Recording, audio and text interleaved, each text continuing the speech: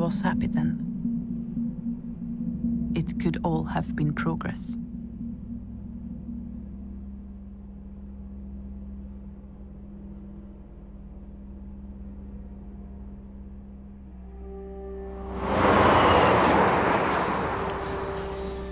I am sorry, my love, but this isn't my anger.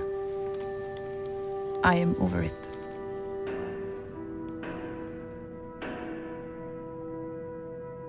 I have seen the sadness of the world, but I find stillness in the fact that I don't have the power to change it.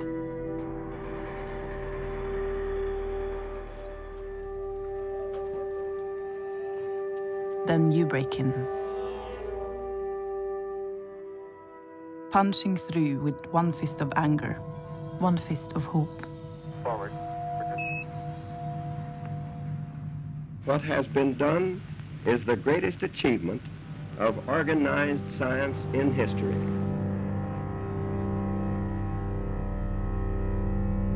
And of course I see you, love you, as I understand exactly how you feel. A redundant female artifact, ready to be consumed by those who manage to fake a hunger. Forward. Is the greatest achievement of organized science in history.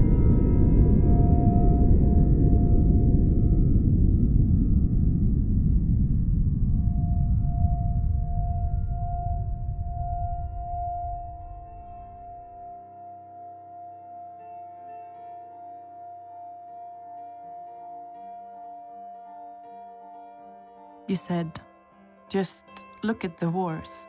If we can do this much damage, we could do so much good.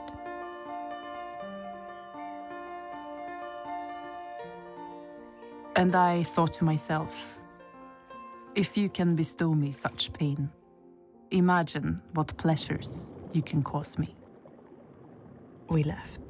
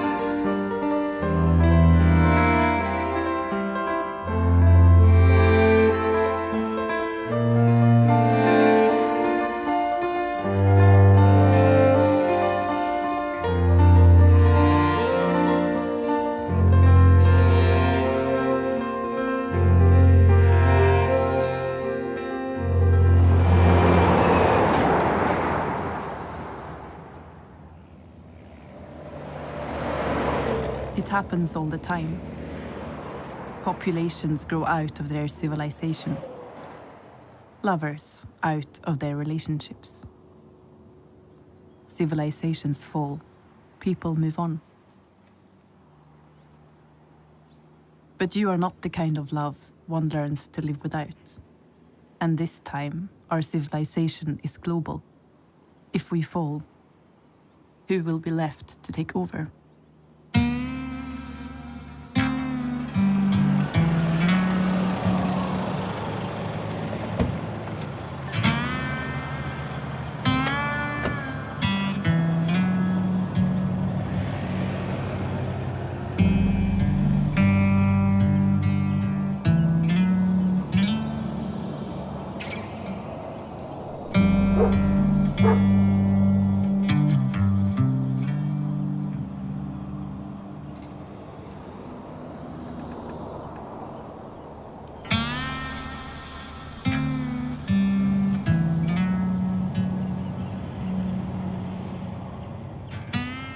This is Venus, yeah, this is Venus.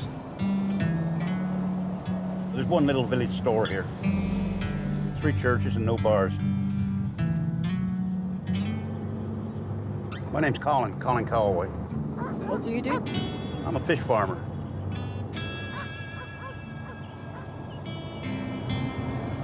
Have you heard about the Venus Project?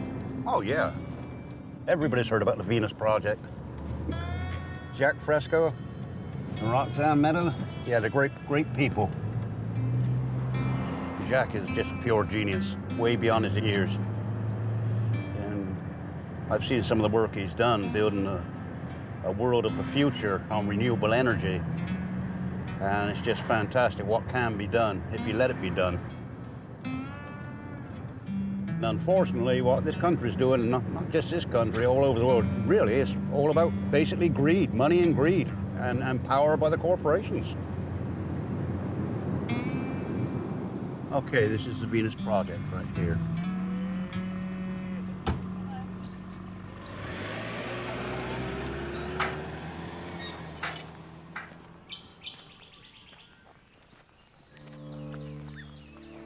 I'm back where you took me 5 years ago, when you said you had found our future. Of all the nations you explored, I was surprised you'd find your answer here. But you were my truth. So I believed you.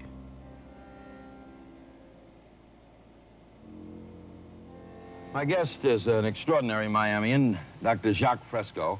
I could go through all the things that Dr. Fresco has done. He's a social engineer, industrial engineer, designer, inventor.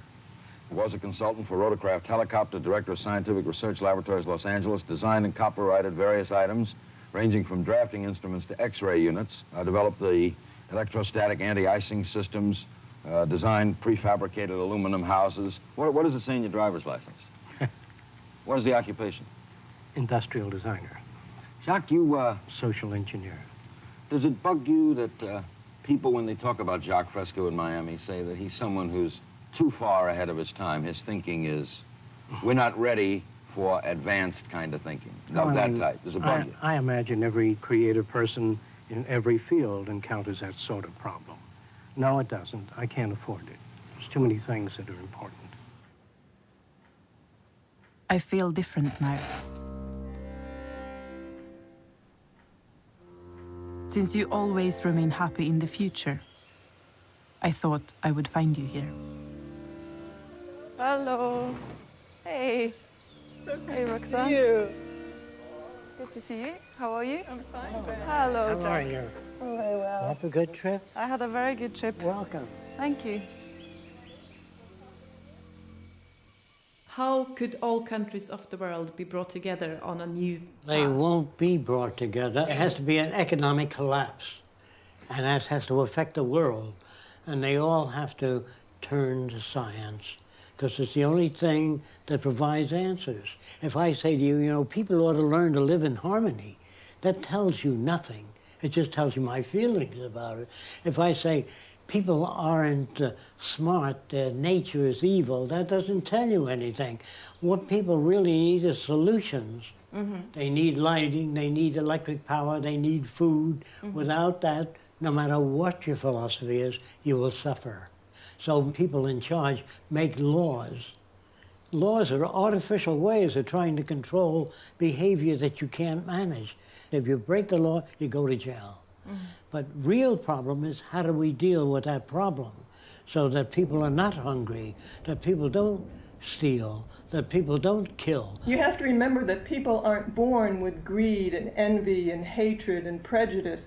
They learn that within the culture that they grow up in. So you have to design a society that does not generate that type of behavior.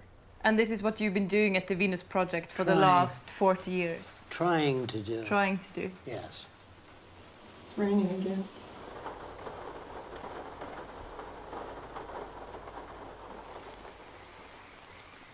How could you, of all people, believe them? That society can be redesigned like machinery? That buildings, structures, systems will make people evolve? You hardly leave your forest anymore. We have to manage the Earth in accordance with the Earth's productive capability, not some opinions of a senator, congressman, or industrial leader. Okay, Rox.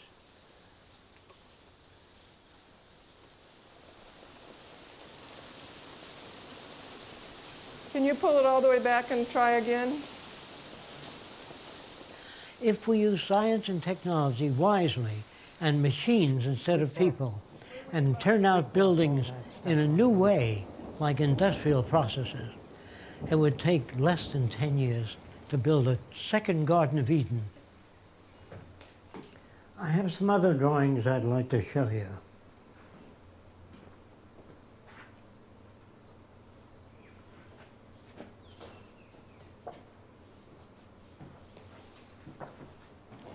This is a drawing of a house that generates electricity, generates its own power. So the building itself will maintain itself. If there were a crack due to an earthquake, that crack will automatically set in motion materials that are crack filling and self-healing. You don't call a plumber, you don't call a person, because the building itself will be like the seed of a tree in which it has the memory of the total building structure. It has its own genetic code. The future will be a fantastic place. I may not see the future, but you girls will. You point out that the word war in Sanskrit literally means not enough cows. To you, their belief in socio-economic conditioning is ancient Hindu wisdom. People become more amiable when they have access to clean air, clean water, and arable land, and a permanent job, so there's no fear of unemployment. When the machines come in, if they shorten the workday, give you more vacation time, people become different. But when they're scared, they see a new machine being brought in. Does it mean I'm going to lose my job? Will my profession be phased out? People are burdened with so many problems of insecurity. We all agree in theory, but you were not so happy applying it to us. Did you not hate me for living my life as a social experiment? Trying to love as freely as your new world.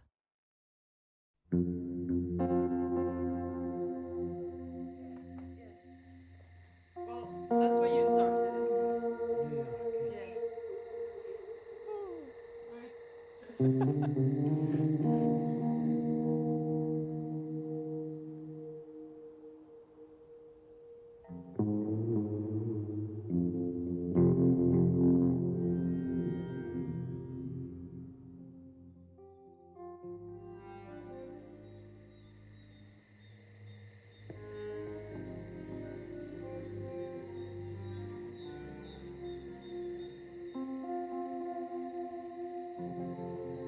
All of these things can be built with what we know today.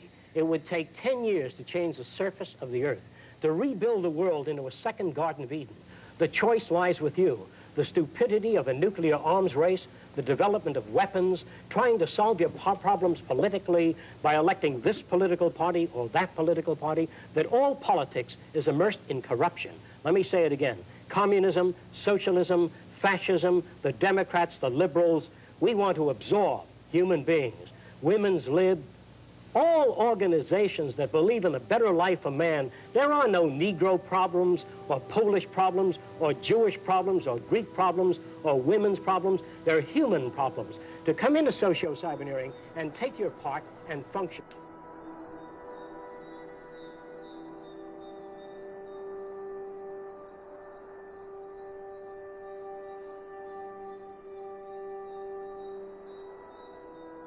If my way of loving makes me lose the people I love, what is it for?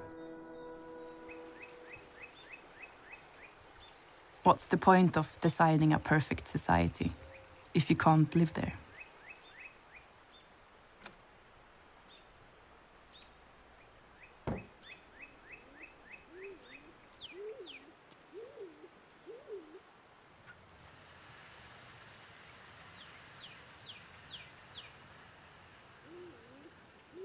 Do you care about your society? Well, I wouldn't be doing this if I didn't. And care is to translate your feelings and compassion into a working project.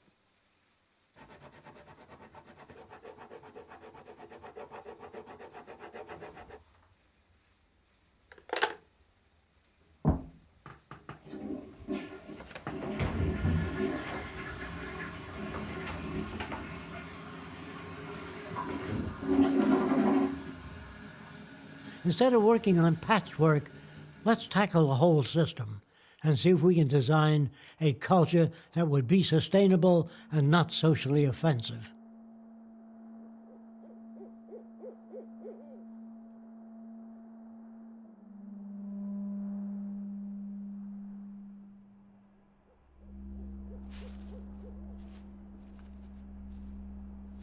Marriage used to be solely an economic arrangement. In the future, love will be universal rather than directed at one person. Really, it's a kind of a selfish, self-centered thing. And besides, it's really impossible to love one person because you will love as many people that you meet that are lovable. And you can't help that. And that's where the future is going.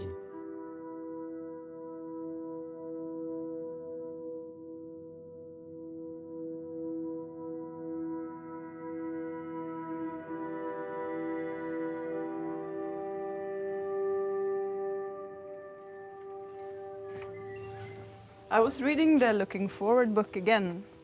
The old book. Yeah, the really old book. It's amazing. You were speaking about the same things already then. Oh, yes, similar. But I'm not psychic. It's just called extrapolation in science. Yeah. It's nothing magic. No. It's based on just projecting technology to the next step. But a lot of the social ideas have Yes. still not come around. Well, sure, you can't have advanced value systems. You can't arrive at them in this type of economy. So you think it's the economy that is holding the social issues Oh, back? yes, very much so. Is it because you can't be independent enough to choose? Yes, you're too dependent today to be a free thinker. Do you never feel sad that people Yes. are... I feel very sad. That's why I write books. Yeah. I feel very sad that I can't share what I've experienced because it makes life so much easier for me. Yeah. It's easy for me to invent things, design new things. I don't think a lot about it. You know, it comes because of my questioning. What's the roof for? To keep the rain off. Well, if I had an umbrella, just a stick that caused the rain to leave electrically, I don't need the cover. If I'm walking down the street with that stick alone, normal people would wonder what that is. I'm afraid of normal people. I understand all that. That's why I say I can't get much done in this type culture. Yeah. Because I have very few people I can identify with. The minute you utter the first few words, what do you mean we don't have free will? What's the price you pay for going off the beaten path?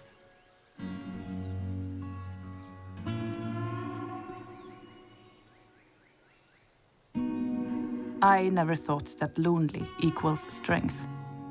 I leave that to you more masculine heroes. But it seems like whenever I am strong, I become lonely. If the strength you give me makes me leave you, then please break me, so I can come back and heal by your side.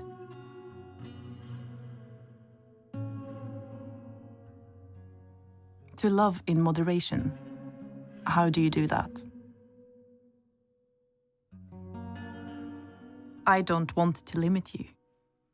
I want to raise you to the sky. Is there some part of me missing?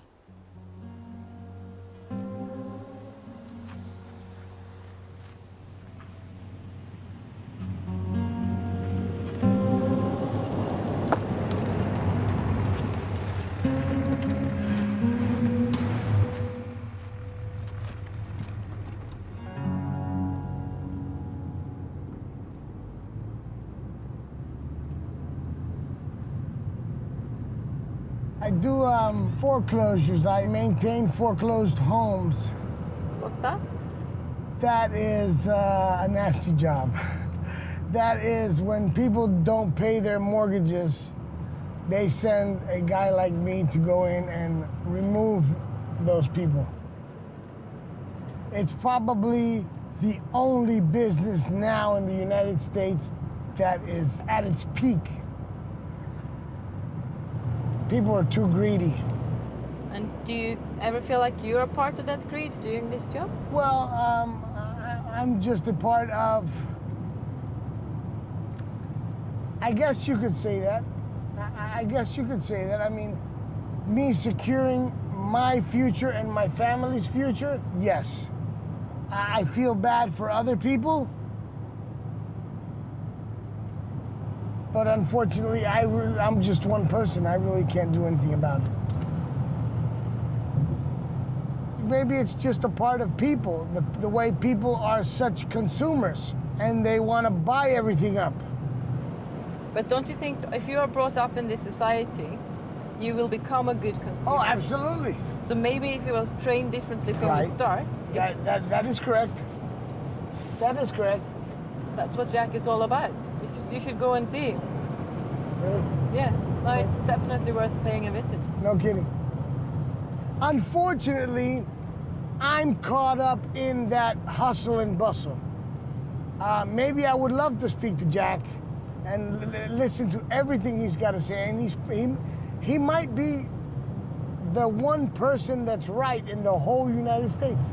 Yeah, he might be. But then again, I am so busy with work that how could I slow down to go speak to good old Jacque?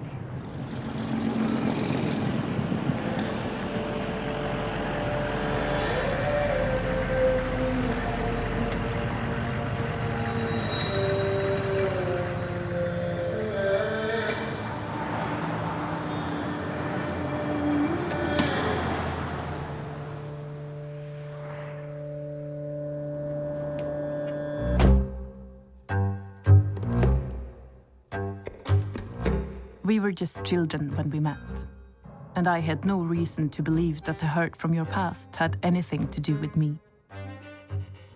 Instead, I believed your words, so sweetly whispered in my ear they stuck to my heart. I was free, you told me, my own to do what I wanted, go where I wanted, to be with anyone whenever I felt like it. But if I did, you would probably leave me. Not really a choice, but you were the first. And the thought of wanting anyone else, even for a second, quite impossible. Pain was someone else's. Our job to support the less fortunate. Smug and wholesome, we were promised the world.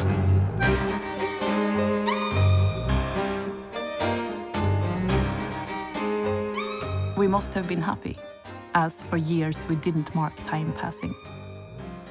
Those years you put all that sugar in my tea, lovingly joking about my sweet tooth.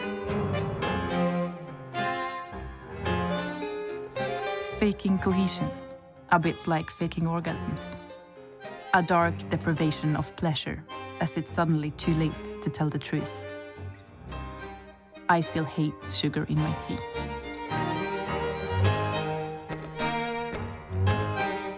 As you were determined to become the provocateur of global change, you were busy with the world.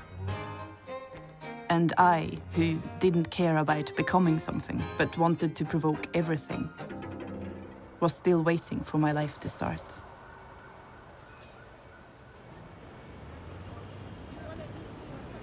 During the Depression, it was obvious to me that something was wrong with our culture, the way we did things and the use of money, because there were all kinds of things available in store windows, radios, dishwashers, but people just didn't have the money. Of course, I realized then it wasn't money that people needed. What they needed was access to the necessities of life.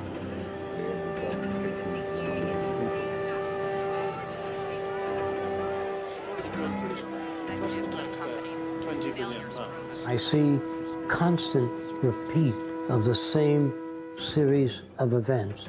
War, poverty, recession, again, boom, bust, and war again.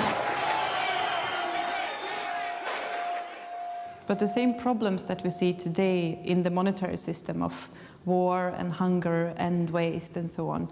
They are problems that have existed before the monetary system. They existed in civilizations before this one. Yes, true. So why would we be able to change it now? Because of the technology. We now have the means for solving all problems of scarcity. With mass production, engineering, science, and technology, we can produce an abundance for everyone. Prior to the year 1800, North America was a low-energy civilization. A young man by the name of James Watt developed the first double-acting steam engine. More technology was installed, man-hours per unit drops very radically. We have a very, or should have, a very happy situation, a very high capacity to produce and an ever-declining need for human toil.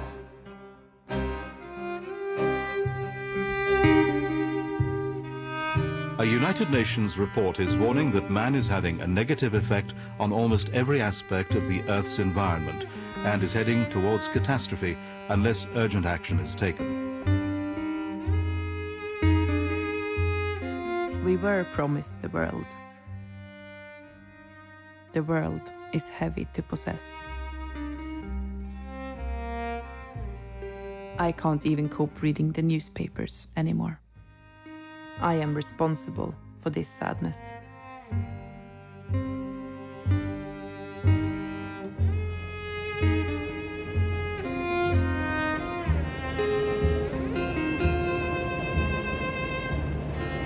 But within the system that we live in now, is it reasonable to be scared of technology? Yes, because when a machine comes into industry, they don't shorten the workday, increase your vacation time. They put you out, they downsize. Now, isn't it rather ironic that the greater our ability to produce becomes, that we should suffer a diminishing ability to consume? I have no excuse not to cope with normal days, no right. So I shut down. And with that, the world is surprisingly happy to aid. I thought I had duties as a human. But he keeps telling me my duty is towards myself. I don't argue that I can't see a difference, or that I'm skeptical that the pills he is offering will help against the sadness of the world. But he has the authority of truth and a title to prove it. And it is a relief to think I am ill, not the world. Back in the days of the Depression, when there were so many people without jobs and their families were hungry, we began the practice of destroying crops or killing off livestock. This was done to validate the price system. Ironically, me being crushed seems enough for you to feel secure. I am so dependent on you holding me together, that you are shining with purpose and undying love.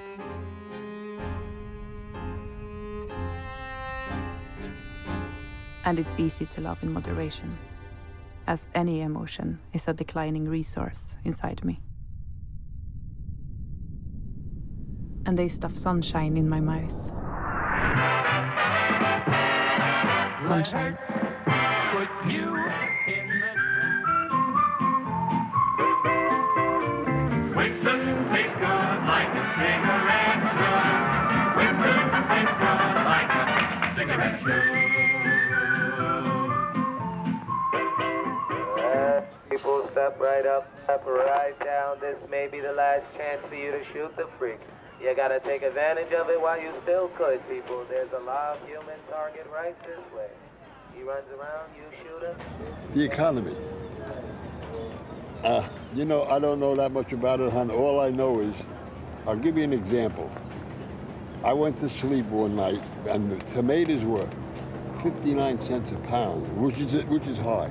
I woke up the next morning, they were $1.99. So I said to myself, I'll fix them.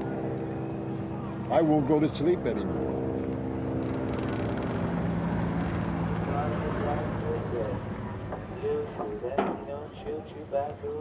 Ready, people.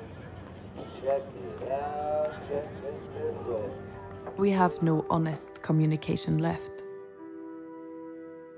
But we do have the power to hurt.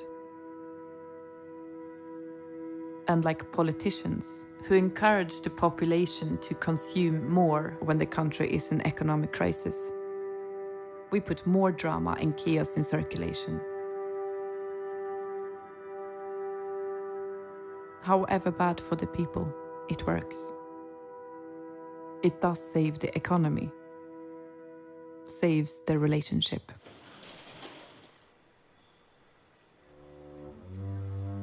More people make a living out of cancer than die from it, you told me once.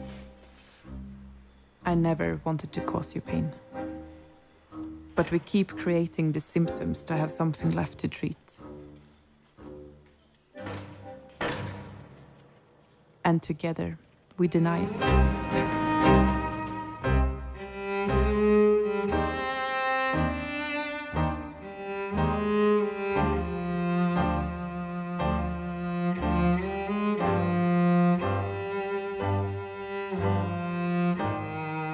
Our relationship is secured, but we develop a more honest connection with anyone else. However brief at the bar, however drunk in the kiss, it kisses us deeper than we can. You truly treat me as a princess, as if you are an old-fashioned man in your prime. You treat me badly, and I love you for it. I feel purified by putting up with you. Liberated even. I am using you. I am treating you badly. Fuck the golden balance. No one gets rich on happy people. The entire money-structured and materialistic-oriented society is a false society. 10 or 15 years from now, our society will go down in history as the lowest development in man. We have the brains, the know-how, the technology, and the feasibility to build an entirely new civilization. But also self-harm loses its glory. Or maybe it's just survival kicking in. But in the end, we have to face the fact that we do this to ourselves. That we are victims only of our own misguided powers. There has to be a better way to die. You've destroyed a great British bank. You've cost the taxpayers £20 billion. Special responsibility is protecting our financial system, whose failures drove us to crisis. It's very difficult for a lot of people. It happens all the time. Populations grow out of their civilizations. Lovers out of their relationships. Civilizations fall, people move on. If the structures we live in destroy us, in the end, we have to revolt against them. And we can no longer afford our own economic system. My heart beats me.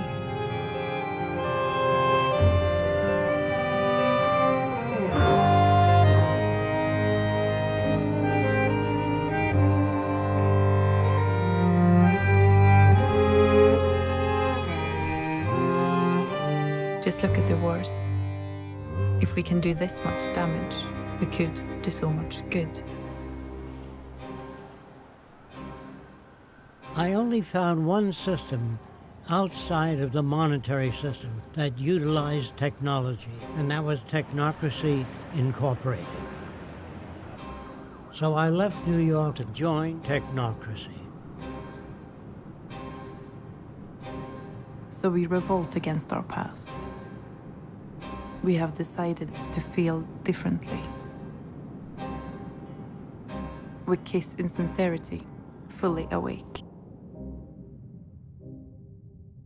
And let each other go. Here they come.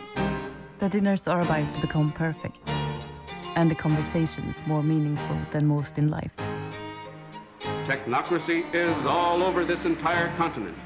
We are about to love fully, to give it all without conditions, limits. Shedding tears of joy and pride as our motion picture unit rolled past this seemingly endless line of shining Technocracy gray cars. We will meet when our roads cross, naturally. And if they don't, we will hardly notice. as we will live fully in the moment. This was the first time in history that an international boundary had been crossed by any social movement in a mass demonstration such as this. And we're about to do it all without trying. At last, we arrive. Hello. Hey. I'm George Wright, Senior Board Member of Technocracy Incorporated. Senior Board Member, Maya Board. Nice to meet you. Same here. Nice to meet you. Pleasure.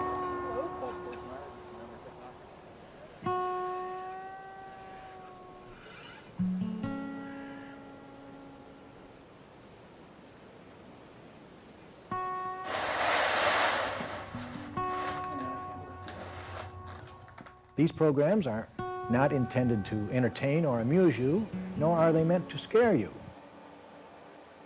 And technocracy is a new design for social operation that is based upon science.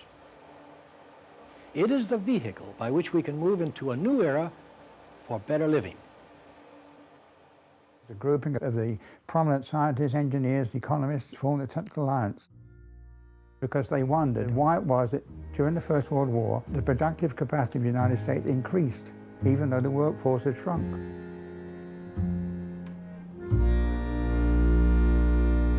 We have runaway inflation, chronic unemployment, political corruption at all levels of government, rampant crime, poisoning of the environment, and so forth and so on. And we have failed to solve any of these problems because we refuse to recognize the cause. And that is the outmoded economic system under which we are operating. We're not talking about capitalism or free enterprise, nor are we referring to political controls. We're talking about the basic system that all nations use in their day-to-day affairs, buying and selling in the marketplace. It's no longer necessary for us to earn a living by the sweat of our brow. So that's what technology has done for us. But by trying to hang on to the old ways without considering anything but the profit expansion, that's the problem. Mining at one time was a great means of rationing out scarcity, but those conditions don't exist anymore. With modern technology, we can produce an abundance of goods, enough for everybody to have as much as they want without waste, as and when they want it. It's incontestably proven that we have more than enough. It's just that the way we manage our resources are wasteful. We change the spring fashion, the fall fashion, the winter fashion, so you will constantly involve in purchasing things. In the future, we will design cars to last, designed not to wear out and break down. This system was suddenly to do everything efficiently at the lowest possible cost, and to the greatest benefit, the system would collapse.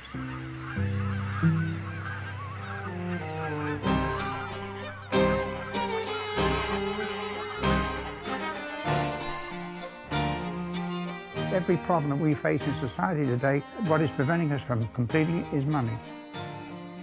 Why not get rid of it? It's something we invented, we can just easily introduce something new. In 1939, it was estimated that people only need to work 4 hours a day, 4 days a week, for 20 years of their life. We could be consuming at a rate of $100 per day. Now that's 1939 figures. You can say that would be now $2,000 or $3,000 a day. Except you wouldn't have to repay it. So how much I work is not directly translated into how much I earn? No, that's right. No, everybody would have the same consuming power. It wouldn't make any difference whether you were sweeping the streets or you were running a sequence. Some people would be content with doing the minimum amount for their 4-hour day, 4-day week and getting their consuming rights. But you or somebody else would be more interested in how far you could go in a particular sequence. And you would work as hard as you could to achieve the ultimate aim, which would be directly of that sequence. It strikes me as a little bit of a shame almost that we are going to sort of redesign the whole culture and we're still going to base it on competition. No, you're not competing, it's up to you. You would probably be recognised or looked up to, if you want, by your peers, by what you had achieved, not by what you acquired, which is the case today.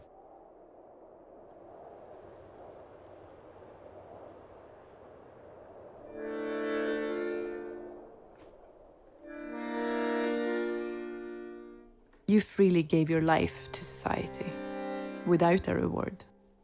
Here they ask for less, but command it.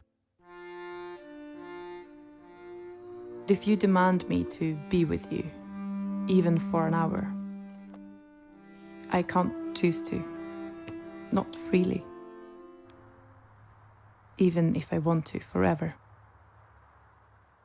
Social change is coming whether you like it or not, and technocracy is the means by which you can prepare yourself so that you can decide whether you want science or chaos. And so, of course, we choose the glorious chaos.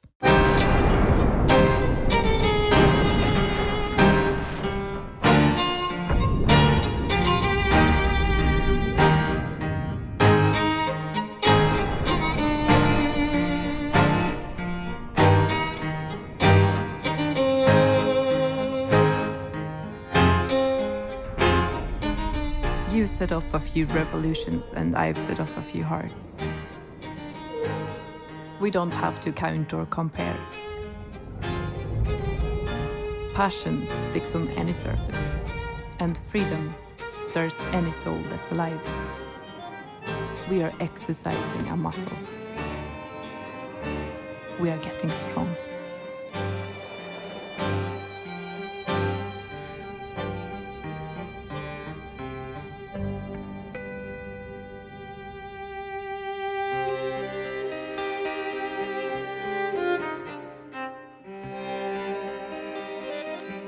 Around us, people use this freedom to escape responsibility, ending up hurting each other badly. We did it ourselves, remember?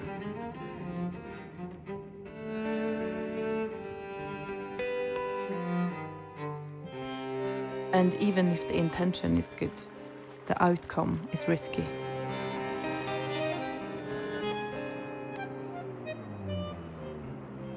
All those people you inspired to freedom now look to you as a leader. That is recycling, not revolution. And the freer I become with my lovers, the more power I end up having over them. That is the plain irony of this life. With freedom there is responsibility, and with power, well, there is power. And without the protection of prefabricated truths and man-made lies, one has to learn to be honest. And there are many more lies one can live than the normative. I felt that technocracy did not go far enough. I was not interested in advocating a technological leadership. So I left technocracy. I had the deepest regard and respect for the methods of science, but when I met individual scientists, they were so trained in their narrow discipline that they can hardly talk to each other. Once I met with Einstein, I wanted to talk about social conditions, but he kept referring back to mathematics. He said, "Are you interested in Boolean geometry?" He kept asking me. And it seemed to me that mathematics could be a wonderful tool to help us understand things, but not applied to social systems, it meant very little to me.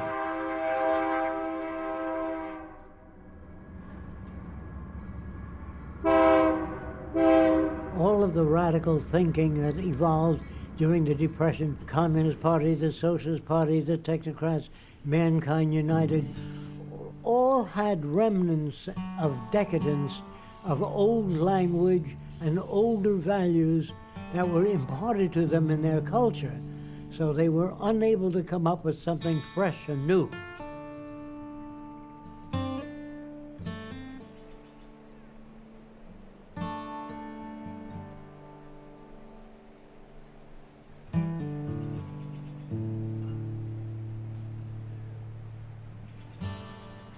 And so I began to examine my own values and ask, why is it that I believe certain things?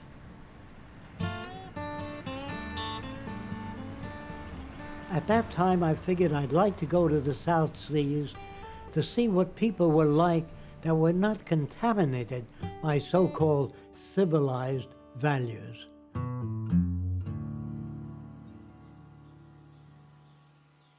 My visit introduced me to sets of values that were far different than my own.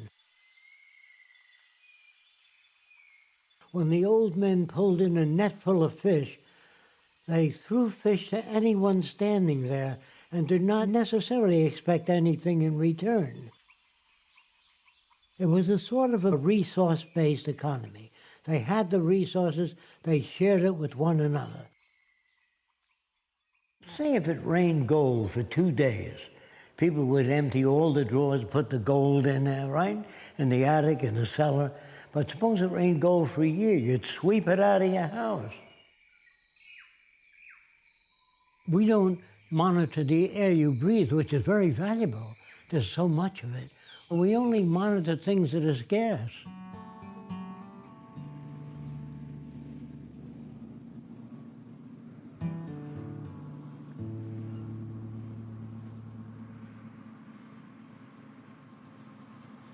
I think you had moved to the Middle East by the time I finally found you to ask, what am I doing with my life? You are living the dream, baby. You replied with all the warmth and security in the world. Together with you, the chaos makes sense. You don't try to deny it. You somehow use it to fly.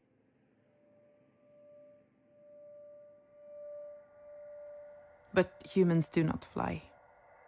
They can only launch themselves a humiliatingly small distance into the air. But they can fall, as deep as the earth allows. You must already have been pregnant by then. How could you not tell me?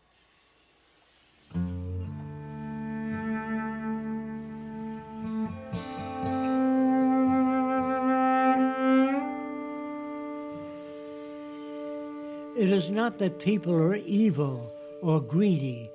The conditions that socially support the system force us to behave in socially offensive ways.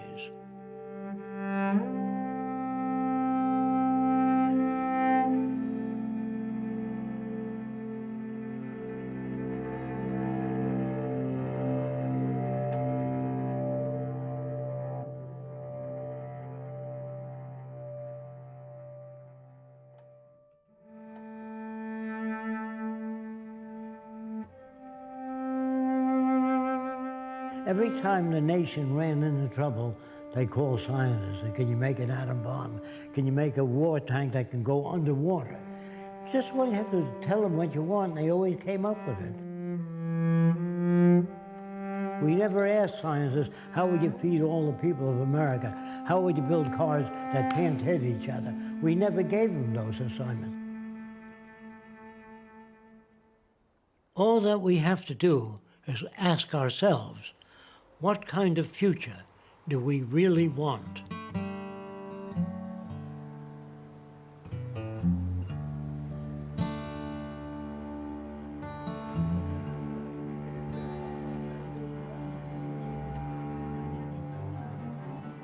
At the hospital, they say you are too weak now to speak.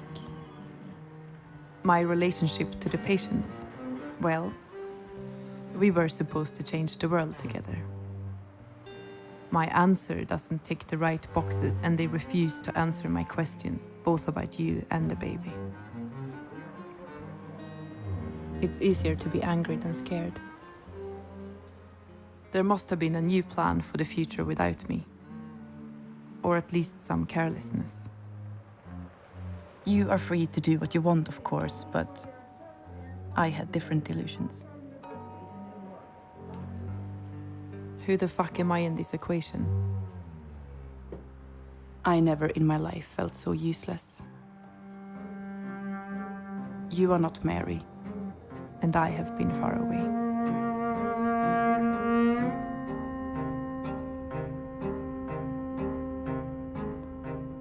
How do you think that people would feel if they didn't need to contribute to their society and they didn't have to go to work? They'll feel just like the Iceman. When the refrigerator came in, we said, we don't need you anymore. We now have a refrigerator. So he had to go learn something else. I can understand it, but I still want to be needed. I have a need to be needed. Yes, and we need you to make your contribution.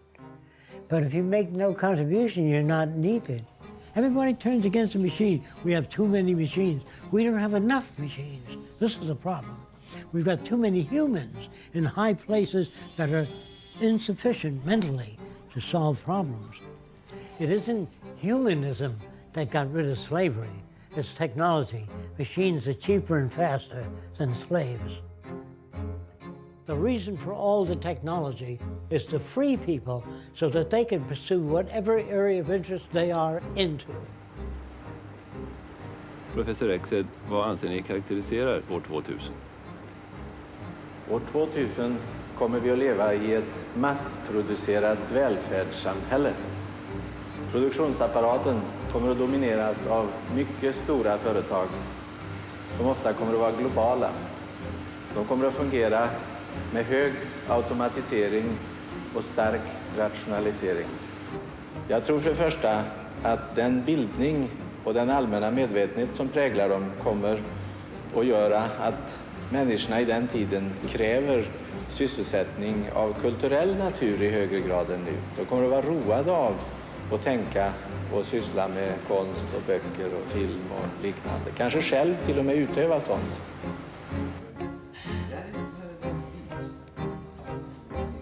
År 2000, då har man fullständiga valmöjligheter. Om man säger så här, att det här är ett litet bostadspaket, ungefär 150 kvadratmeter. Det är det som man köper och det kan placeras ut i terrängen som en villa var som helst. Vi kan se här på den här lilla modellen vi har. Och om man inte är nöjd med det så kan man ta sitt lilla paket. Det kommer en transportkopter. Alltså en helikopter som transporterar den här, lyfter den upp med familj och allting. Och det kan ni tänka er hur intressant det är att hela familjen sitter inne i det här bostadspaketet, hela lägenheten med möbler och allting till en annan ort där man hyr ett fack och plötsligt bum så är man placerad där och man bor på ett helt annat sätt.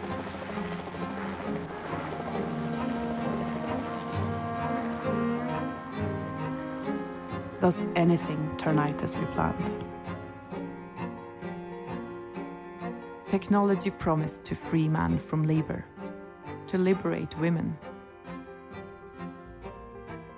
But instead, we made ourselves redundant. Our society does not need us anymore. But since we are stuck in our cost-effective, mass-produced houses, we need to fight for full-time jobs to pay the rent. Has anything like this been tried before on a larger scale? I mean, communism had the idea of cooperation. They had no idea how to do it, though. They want the working class to earn more. They really need machinery to free the working class to go back to school, to become better informed, so they can contribute more. I think it's obscene for a young lady to stand behind a counter in a department store the best years of her life. So what can I do for you, man? Many people don't even entertain dreams because they know they only earn minimum wage. So their thinking is limited by their income. In the 60s, we were supposed to be idealists. Today, it's almost ugly. It's respectable to fulfill your own dreams, but to dream together is old-fashioned. They are laughing at you globally, my love. Still, you keep fighting. It's a part of you. And I don't love as a political statement. Perhaps my mother's generation of good feminists raised me to feel it. My mother thinks I am choosing a difficult life for myself.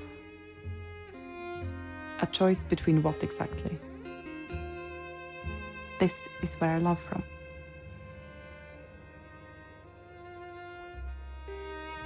You are trying to change the world, and I am trying to change myself. To find something to pass on. To whom, I'm not sure. You lost that child. Children belong to another time. They belong to the future. At least we have each other.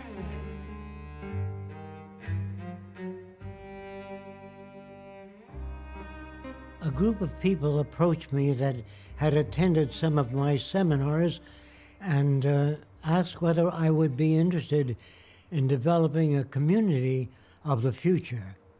And of course I was interested in that. Well, most of the people pulled out, but there were two people that stuck with the project, and that was Roxanne and Birgit LaHaye. Roxanne Meadows stayed with the project. With the little funds that we have, we purchased 10 acres first, and then another 10 acres, and this enabled us to start the Venus Project. We didn't buy anything. We built our own cabinets, our furniture, our storage systems. She did all the cement work, I did the structures.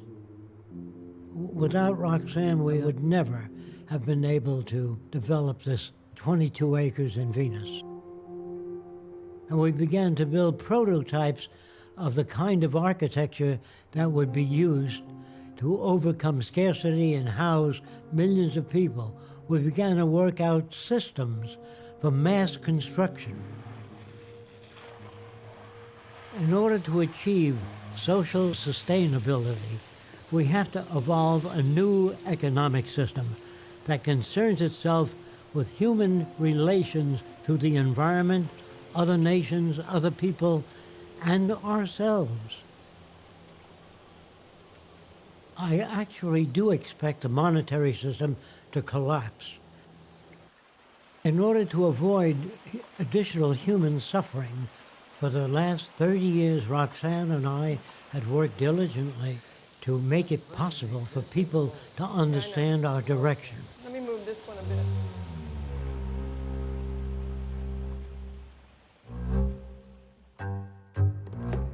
This time we both need to fight for some kind of future, not just against our whole past. Here I can see a society built on freedom of the mind, through organization of the physical world, where giving out of free will is more than enough. This is the truth you have found, and I am making it mine. We don't want to trade. We want to give freely. The idealistic movements do not specify the methods of eliminating jealousy, rage, crime, and all the other factors that are generated in an aberrated society. A monetary system is really an interference between what people need and the amount of purchasing power they have. So we would rather do away with money and build a resource-based economy in which the necessities of life are made available directly. I don't believe humans are capable of managing society intelligently due to what we call neural lag. Like if you put me in charge of society and my wife left me or died, I'd feel bad, my decision-making would be affected. But computers still turn out goods and services no matter what happens. So I see the future as using very sophisticated computers that make decisions. Eventually, government will become computerized. For example, the Department of Agriculture will have its tentacles into the soil. So if your water table drops, that will pump water out there. You don't need a guy with a telephone. Says, hey, we're having a drought out here. We need water. So they bring some trucks out there and sprinkle water. We can build all that in just like the human body. I got all these ideas, by the way, from the human body. When you get an infection in your toe, there's no committee meeting of cells that send the committee to the brain and say there's an infection in the toe. The brain says, I'll do a 3-month study. By that time, the infection's up to your knee. So the brain sends the antibodies there right away. That's exactly what a resource-based economy is.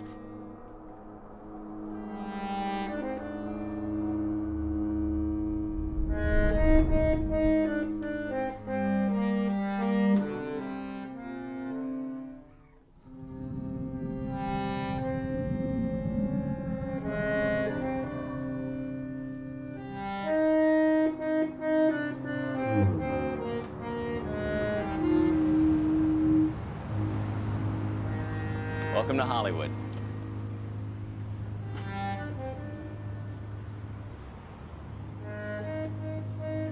This is a city design. The public library is this building here. So right here you can check out a bicycle, musical instruments, anything you want, free, without a price tag. You don't own anything. You don't own your house. You live in it. It's not owned by anybody. You don't pay rent. You don't pay taxes. Computers, since they can handle trillions of bits of information per second, which we can't do, can advise us on the consequences of our decisions. The computer does not monitor or control people. We don't want people empowered to control other people. Now that's the best we can do. Is it perfection? No. But it's a lot better than what you've got. How much can machines do? Can they run the things that are necessary to run? Well, Mr. King, if we can launch a rocket off the Earth while it's turning, find a place on the moon, land it automatically, pick up samples of the soil, bring the ship back without humans, I think the Russians have done this, bring the ship back to the Earth, surely we can handle airliners or anything else with redundancy.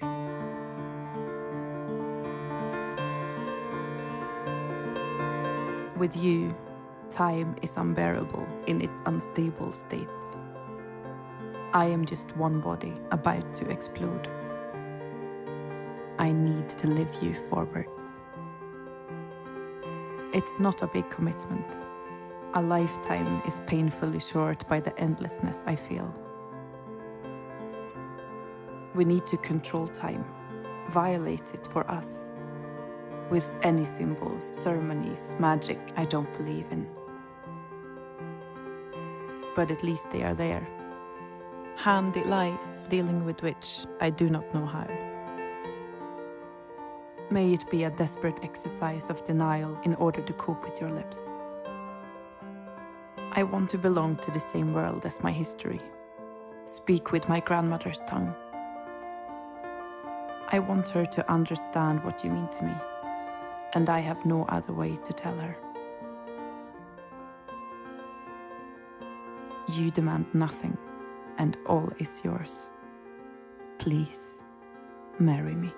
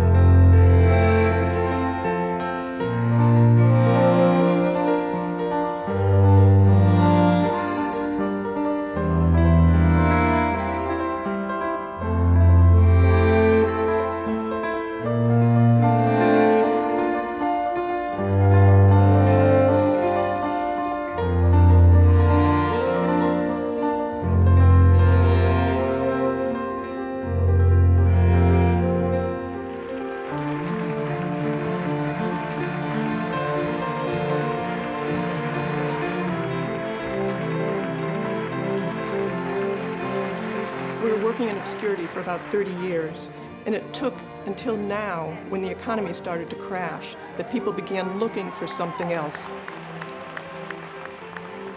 Without further ado, I'd like to bring up my guests. The Venus Project, Roxanne Meadows, and probably the most dangerous man alive. We're about to embark in a world tour where we'll be speaking in 18 different countries and about 20 different lectures. People all over the world are very interested now.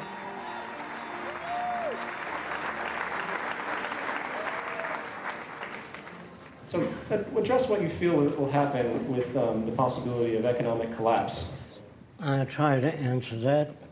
I have people that come to me all the time, particularly wealthy people, and they want me to design a city for them with a high wall around it. And in case there's economic collapse, the minorities will rise up and they want to be protected. They make an assumption that the minorities are stupid. They can launch stuff over that wall. There's no way to hide, no place to hide, unless we learn to get along with everybody on Earth. The answer, if you really want an answer, we have to declare all the Earth's resources as the common heritage of all the world's people.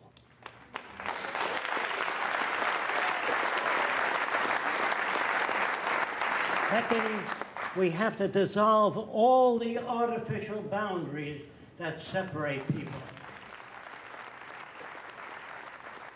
As soon as the guests were dancing, we felt the weight of the word. This is what I didn't say in my wedding speech.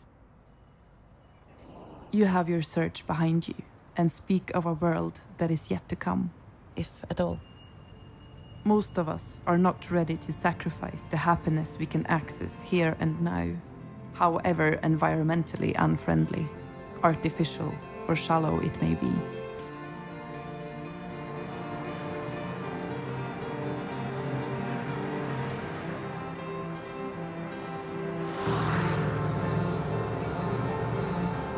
So I keep doubting your politics in secret.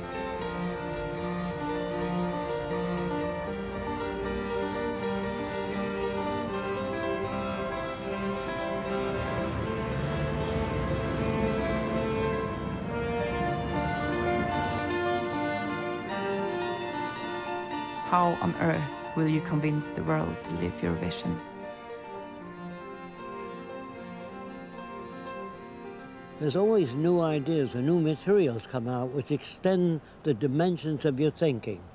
So with new inventions like nanotechnology, it gives us a whole new set of tools to think with. There are many people out there with wonderful ideas.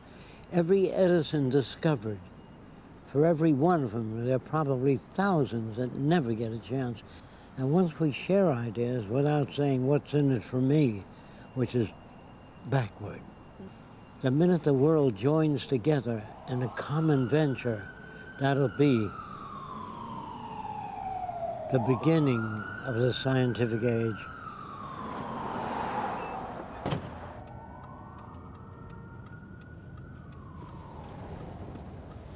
You are perfect as you are, if I don't demand you to be everything.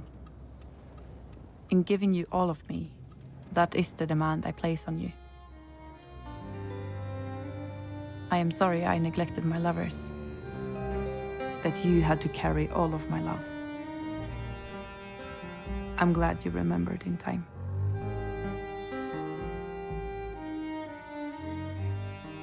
Your lover has given you something beautiful. A confidence and a security that also becomes mine.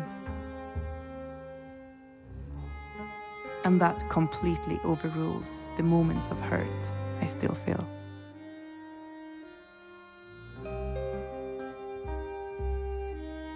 I don't want this jealousy.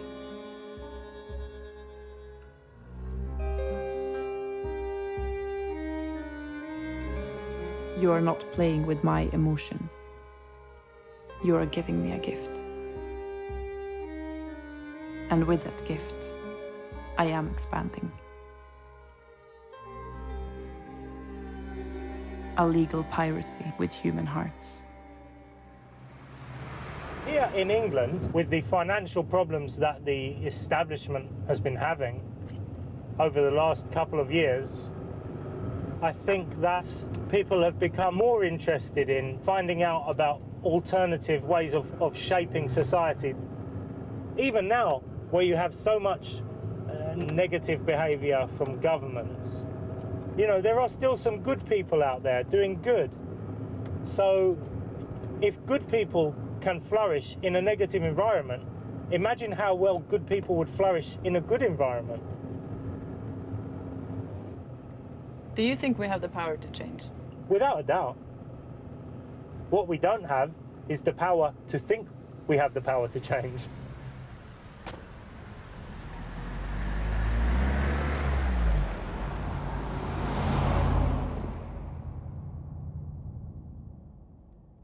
They say we miss real struggle in this century.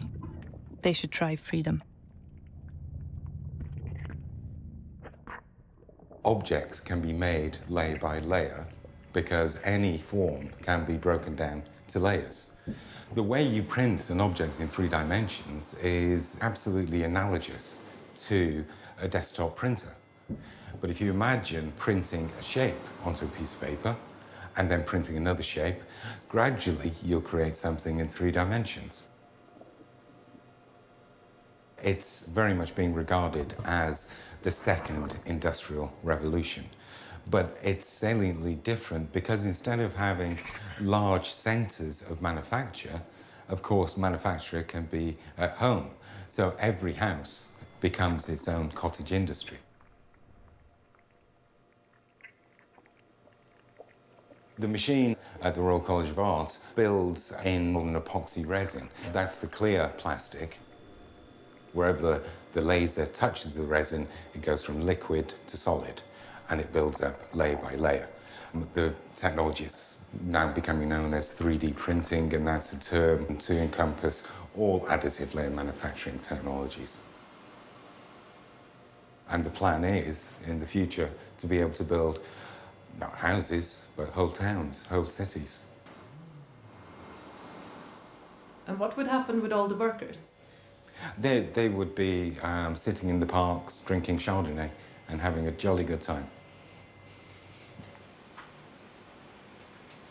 In the future, when we can start building from base materials from these systems, such as using carbon and using water, you could transfer base elements down a fiber optic line and be reassembled at the other end.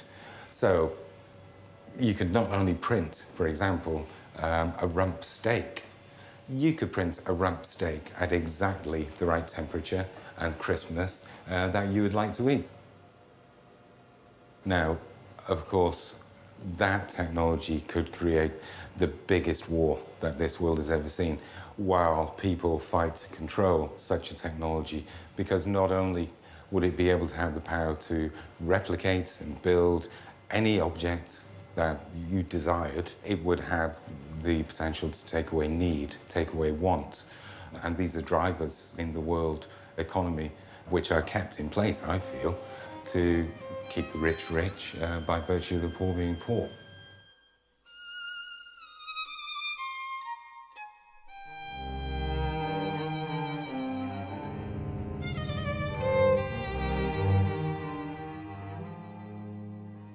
When we look further about, machines that can replicate themselves using base materials, widely available materials, then perhaps the economy would collapse, but there would be no need for an economy. Economies are all about trade. People saying, I'll give you this metal implement if you give me 4 chickens. You don't need trade. When your own machine, that can not only build a metal implement, but can build 6 chickens.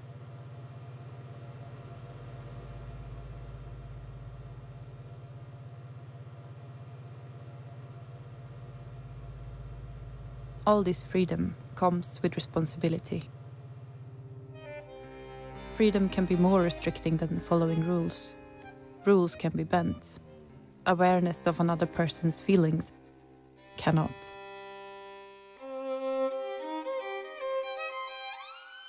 And when the love for the other expands, when it too wants to speak with all languages and rituals developed for its expression, where does that grow?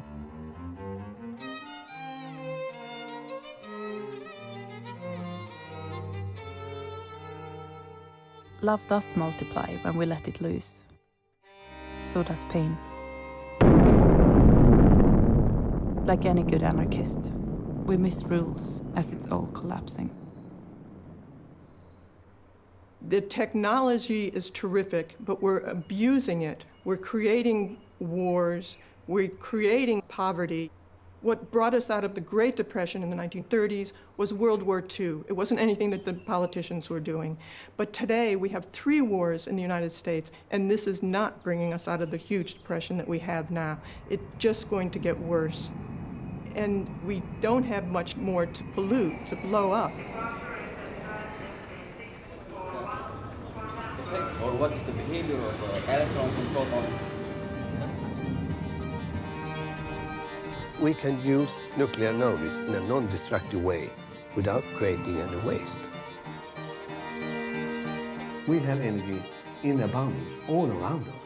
All we have to do is to capture it. The key to this is actually water.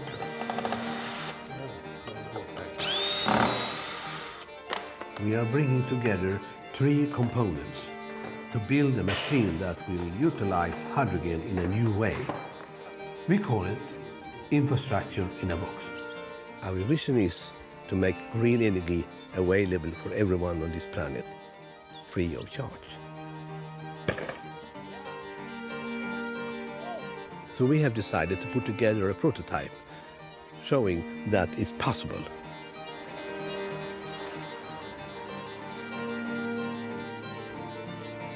We need support, advice, but reaching out gives us quite the opposite.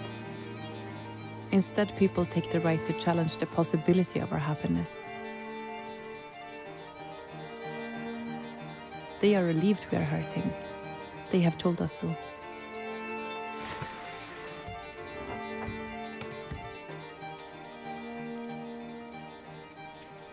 But we are asking them for strength to keep fighting for something we believe in.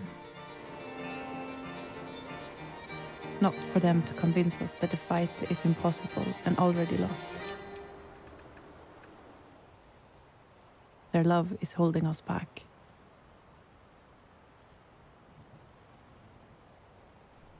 Det kan ju också vara intressant att konstatera det som mycket forskning har visat, nämligen att radikalt nya idéer i en bransch kommer aldrig inifrån. Kommer alltid från någon outsider som inte är belastad med gammal tankegods, utan som går in utan bindningar, med friska ögon och ser en möjlighet. Och kanske är det så här.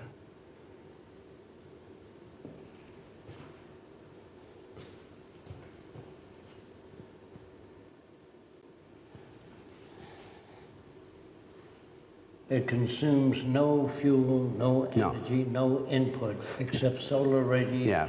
Why has it been rejected? What's the objection?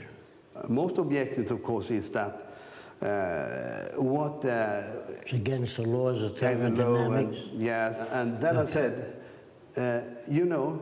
check it out. Yeah, check it out. Won't they check it out? No, there have been people telling me, we don't even want to look at it. I understand. Okay. Now, that's the same story with the Wright brothers. Yeah. Scientists at the time used to write books on why man can fly. Yeah. They never read those books, so they built a flying machine. Yeah, exactly. It's unfortunate.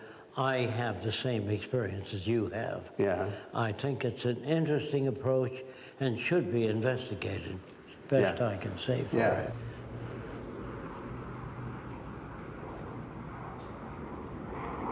Why do I care so much of what people think? Perhaps they are not the problem, but that these institutions exist also inside of me.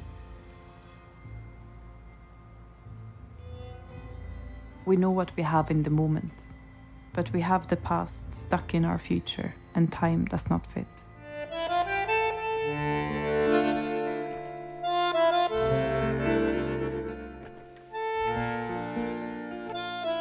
If we continue with our monetary system and fail to install what we already know to solve these problems, our environment will collapse.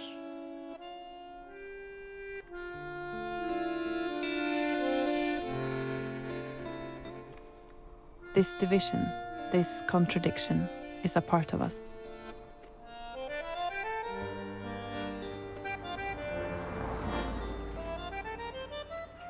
We change ourselves to try to fit in, but there comes a point when you can't bend any further.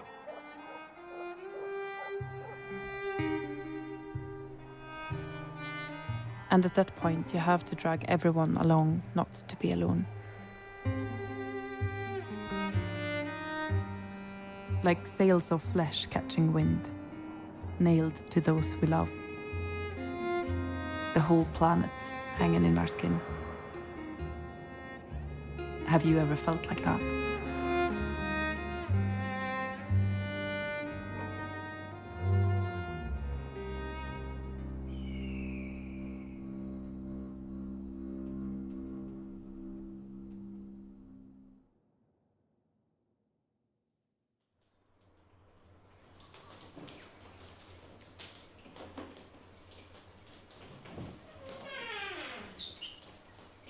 Go ahead, Jack. Thank you.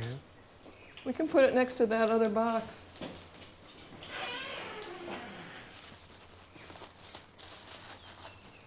Do you think there's an end to human potential?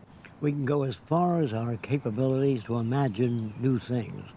But if you ever build an environment, say that's it, that's what's called an established society.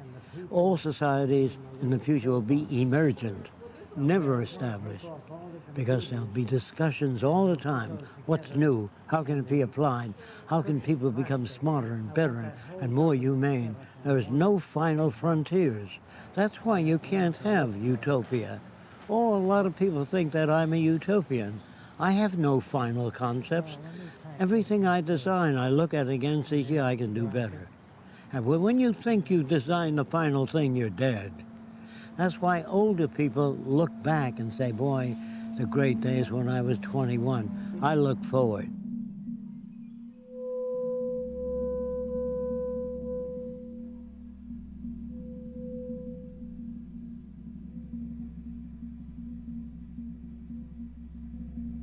You have mastered our logic beautifully and act accordingly, but you have become distant to me. And in this blindness, we cannot help but stepping on each other. You always remain happy in the future, where you are dictating our new feelings for our new world. You live there a lot now. I thought I would find you here. I don't master my emotions like you do. I am angry, completely out of proportion. We did it. We constructed a different future. It is possible. It is also possible to live under a bridge with 20 rats and a pigeon.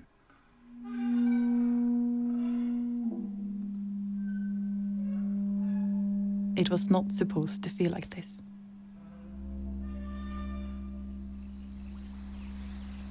It's really kind of sad to have to sell the place after 30 we'll years. build a far better place. This is only the early stages of the Venus Right, right, But sure. we'll build a far more advanced system, along with a museum and a new city. Well, we would prefer to stay here if we could afford it, but it's very, very difficult at this time. We got our funding through doing architectural renderings and models. When the economy did crash, it hurt us as well. We're advocating a resource-based economy. In a way, the economy needs to fail in order to have more people realize that this might be an option. But we live in a monetary system today, so we do need funds to continue. So it is a bit contradictory. We live in a very interesting time. And social change is always painful, particularly when they don't know what to do. The politicians never look ahead because they think, well, there's always recessions, it'll work its way out. Yeah. It will work its way out. No such thing. You have to really work it out.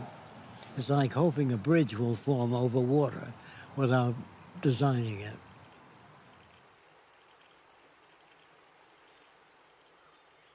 Everything that we know of comes through change, and the world keeps changing. The plants change, the continents drift, the oceans change, the climate changes, and we must learn how to accommodate the change. And we must prepare people to understand that change is the only constant.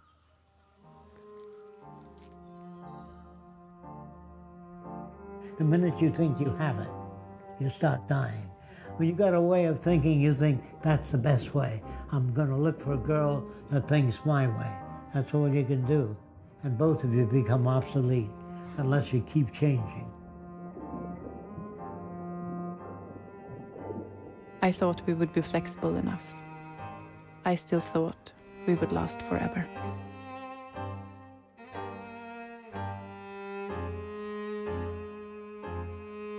I wonder why you don't cry.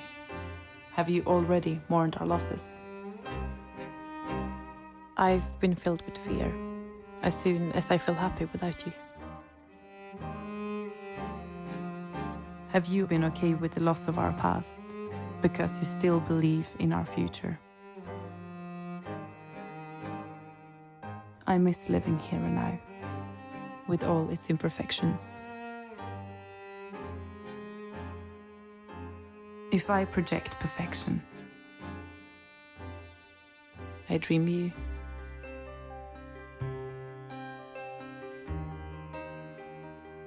But I don't want to dictate my own future. I could never dream wild enough. Love is unbearable, and we can only search for a way to cope living it. We will never be ready to start. We have been living it all along. Looking for it is the ideal. We don't live long enough, as a rule, to put these experiences together. Just about when you learn all about life and how it works, you're on your way out.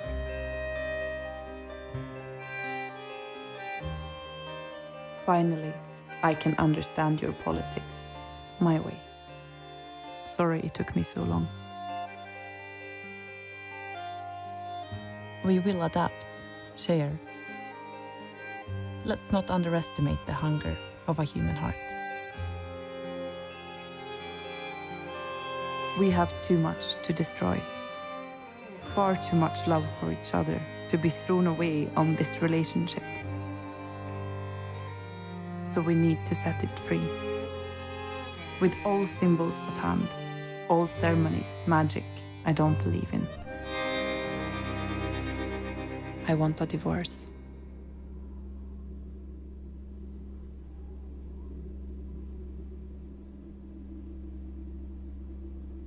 It happens all the time. Populations grow out of their civilizations. Lovers out of their relationships. Civilizations fall. People move on.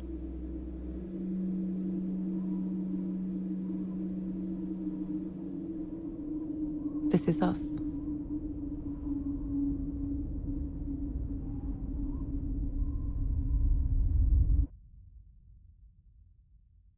Our love is different now.